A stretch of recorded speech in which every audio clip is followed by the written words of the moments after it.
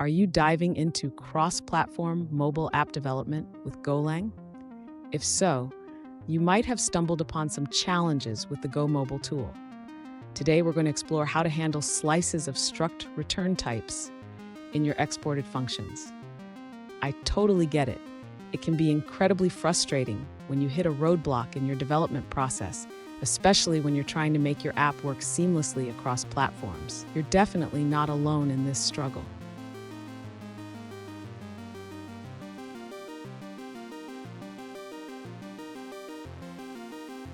Here's the specific question we're tackling today.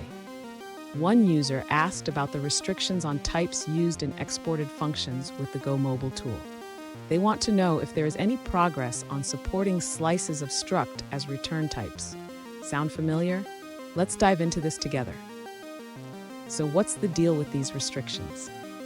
The GoMobile tool currently has limitations on the types that can be exported, which can be a real headache for developers looking to use more complex data structures like slices of struct. And stick around. At the end of this video, I'll share some insights on potential workarounds and future updates that could make your development process smoother. To begin addressing the user's question about supporting slices of struct in GoMobile, we first need to understand the current limitations. The user should review the type restrictions outlined in the GoMobile documentation. Next, the user should consider alternative approaches to work around these limitations. One option is to use a slice of pointers to structs instead of a slice of structs directly. After that, the user can create wrapper functions that convert slices of structs into slices of pointers. This will allow the Go functions to be exported correctly. Finally, the user should test the implementation to ensure that the exported functions work as expected with the new data types. This can be done by writing unit tests or using the GoMobile tool to generate bindings. Fun fact, did you know that Golang was designed to be simple and efficient? It's like the Swiss Army knife of programming languages, versatile, but sometimes a bit tricky to navigate. Now, let's look at the answers provided by other users. An alternative approach provided by a user involves creating a string collection interface. This interface allows adding, retrieving, and counting strings. They define a string array struct that implements this interface, managing a slice of strings. To use this in Go, the user suggests a function that returns a string array.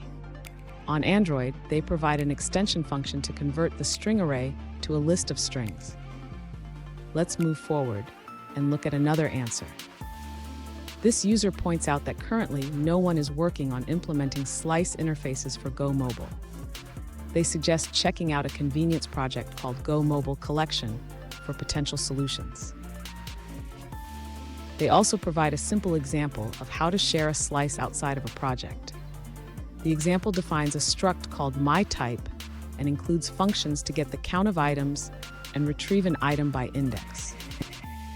Additionally, the user mentions using mutexes for thread safety and emphasizes that sharing business logic from mobile native code works effectively with GoMobile.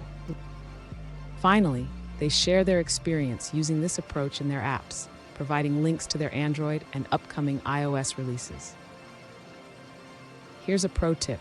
Keep an eye on the GoMobile documentation for updates. The community is always working on improvements, and you might find that support for slices of struct is just around the corner. And there you have it. While the current limitations can be frustrating, there are workarounds to keep your development on track. If you found this video helpful, don't forget to subscribe for more tips and updates on Golang and mobile development.